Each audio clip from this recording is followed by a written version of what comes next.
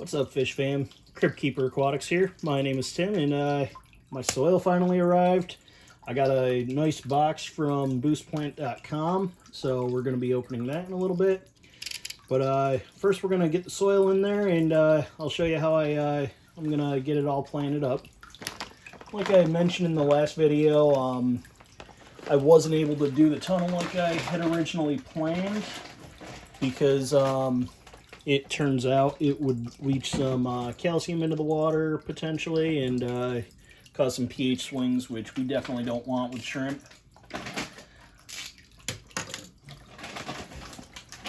So we're just going to take and dump it right in.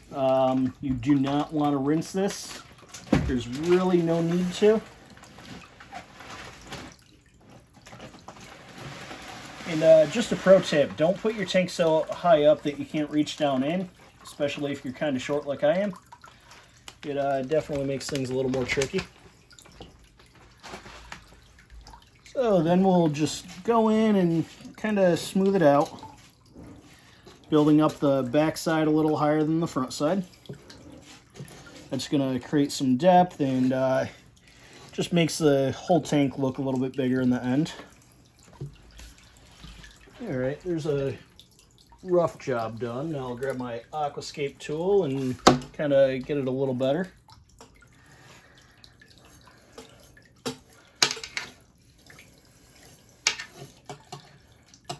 If you guys are doing any fun new projects, be sure to let me know down in the comments below.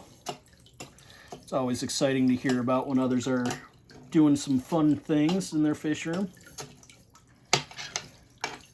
Alright, that's about good. I'm going to take the bag of plants that we got ready yesterday. Took them out of the tank, so we're going to be putting them back in today. And just like yesterday, I do have a spray bottle handy to keep everything nice and moist in there while I'm getting it all planted.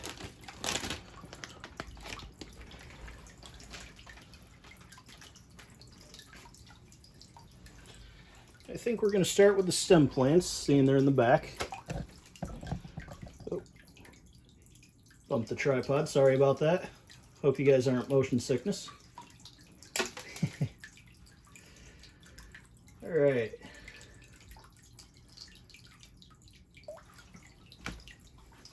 So this is the Rotala Rotundifolia that we took out yesterday.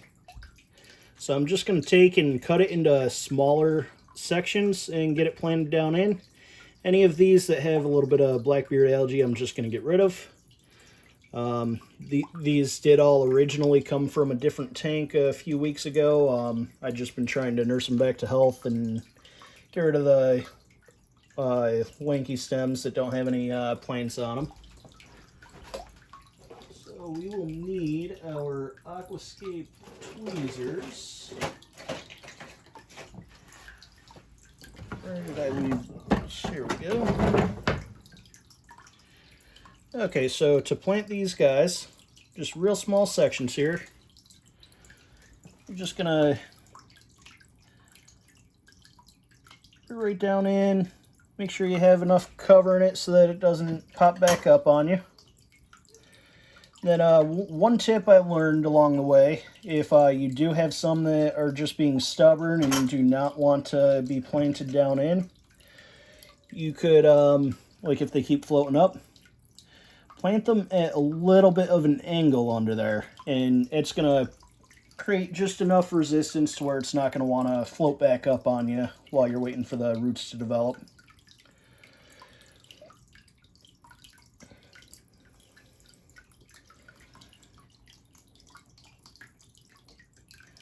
So these here are the Rotala Rotundifolia. As they mature and get closer to the top of the tank, you'll see they start to get a little bit pink. You can't really see it on the camera. Sorry about that, but tops will get a little bit pinkish colored. With good iron, you can get it like a really nice pink color if you have good light, good CO2. You got a lot of iron in there. But I like to use the Rotalas as a little bit of a gauge as to how much iron I've got in the tank. if they're not coming in red, then chances are you're going to probably want to consider supplementing your iron a little bit in the tank.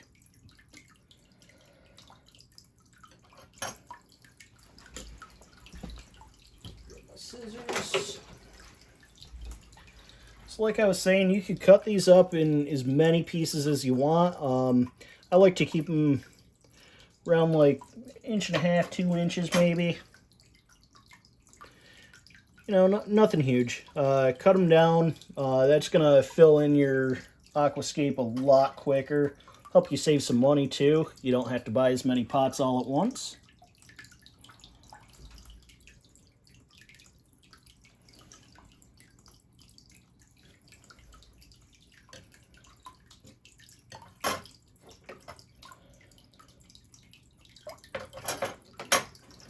And when you're planting these down, try to take note as to which direction the leaflets are going. I don't know if it'll affect it any, but I don't think you would want to plant them upside down. I'm not sure what would happen there. If anyone knows, if any of you have done it, either intentionally or accidentally, let us know in the comments below. Love to hear from you.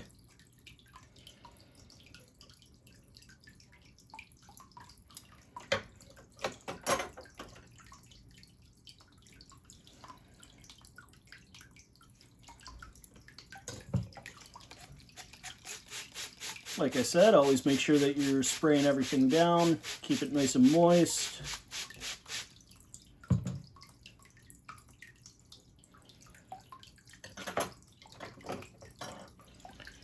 And I don't know if you can see it, but like this one here, you see how there's just stem, no leaf, and you've got new growth up in here. That new growth is really going to take off, or this older growth probably isn't going to do too much for you. So I'm just actually going to discard the bottom half and only plant the top half of this one.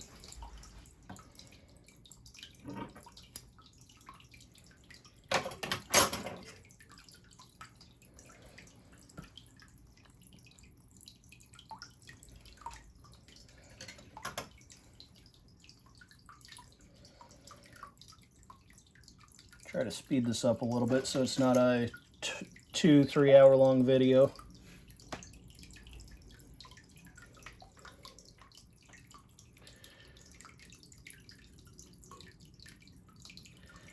So the shrimp I've decided to go with, they're coming from another YouTuber. His name is Poseidon Pets. If you're not familiar yet, I highly recommend going and checking him out. He's got a lot of really good info on his channel about keeping shrimp thriving and surviving and healthy and breeding. Some of his shrimp are absolutely beautiful. I will be getting some calcios like he likes to show in his tank quite a bit. So that's exciting. That's going to be my first purchase when I actually build the shrimp rack that I want to build.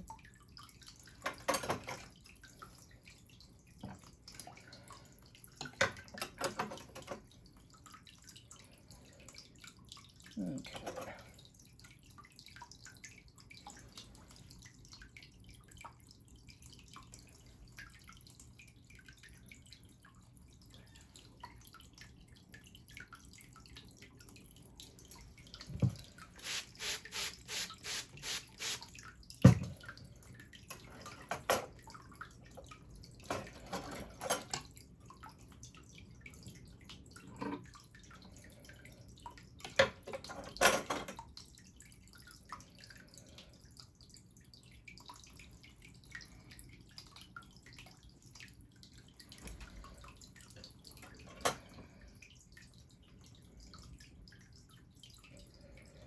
I'm just kind of picking through, just finding the ones that do have new growth on it, and I'll get those planted down.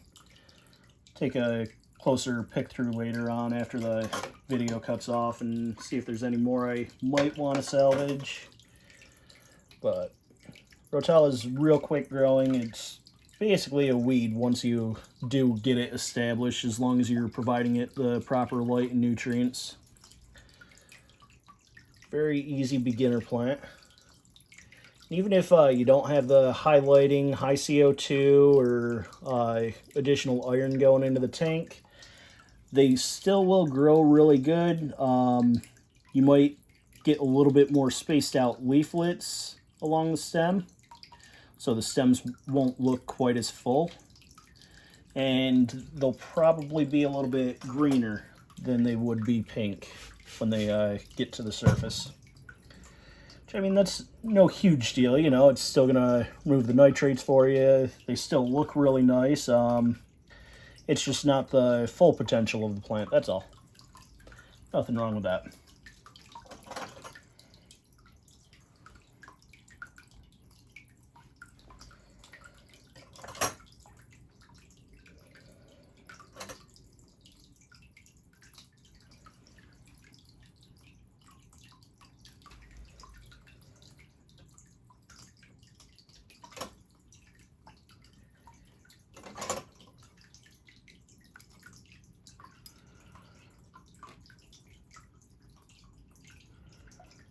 So while I'm doing this, let's talk about the one subject that's on everyone's mind right now, the Lacy Act.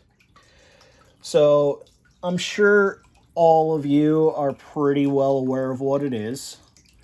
In case you aren't, basically there's a lot of invasive species here in the U.S. Getting into the waterways, especially in warmer climates such as Florida, Louisiana. So the U.S. government is putting in some amendments to the Lacy Act through the Competes Act. So the amendments are actually written into the Competes Act, but they're amendments to the Lacy Act, if that makes sense. There's a lot of uproar in the community right now about it. Some people saying that it's going to absolutely destroy the hobby for us. Here's the way I see it, guys. Yes, there's a lot of vagueness in it. Do I think we should be discussing it with our senators? Absolutely. That's part of being a democracy. We can address our government with any grievances legally. That's a wonderful thing. I encourage all of you to do that if that's how you feel. But do your own research first. Me personally, I'm not going to. I'm taking a different route with it. The issue is with invasive species, so I've been in contact with Florida Wildlife Conservation Officers, FWC, and we've been emailing back and forth a couple of times now discussing it. In the future, the very near future, I'm planning on taking a trip down there. That way I can do my part and kind of get rid of some of the populations of invasive species down there by bringing them back into the hobby. I'm not writing my senators about it.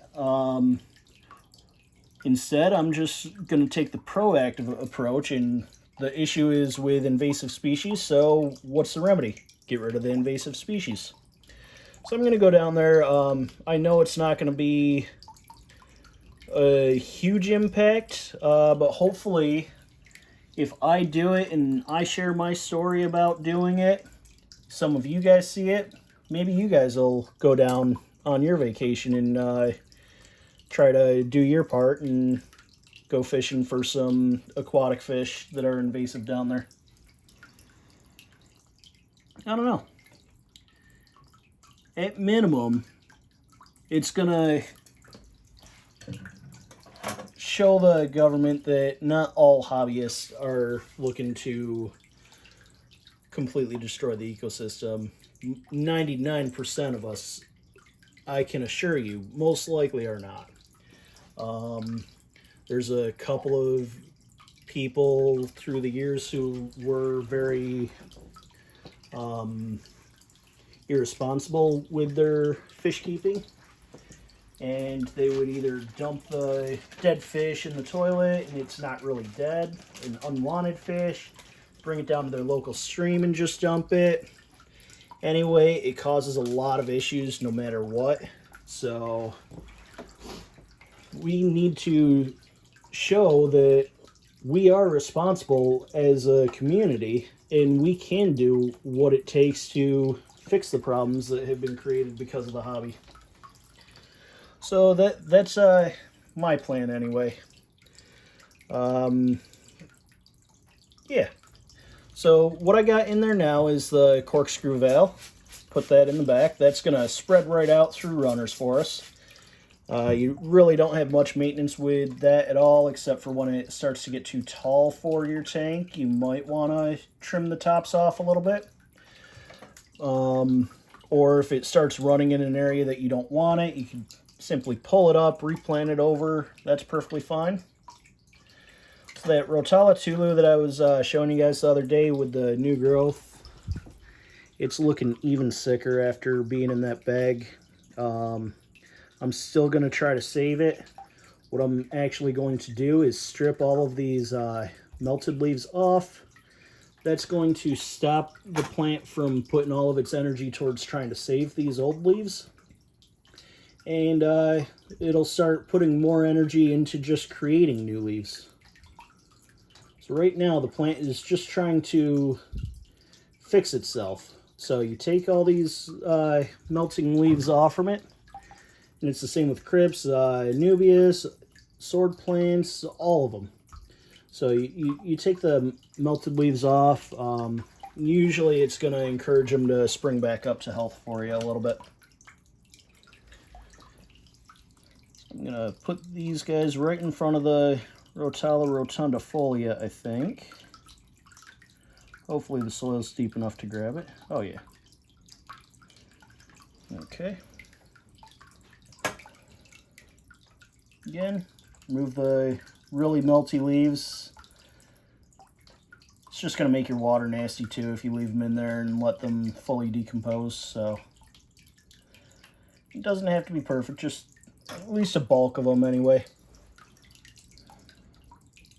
And get that down in there.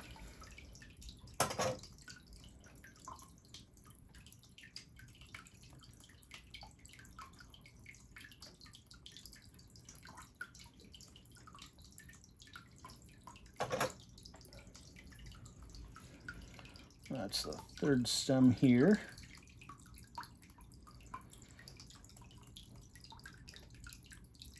Being a little stubborn. Sometimes it's easier to just get right in there with your finger and pop them in. Cover it back over, and you're good to go.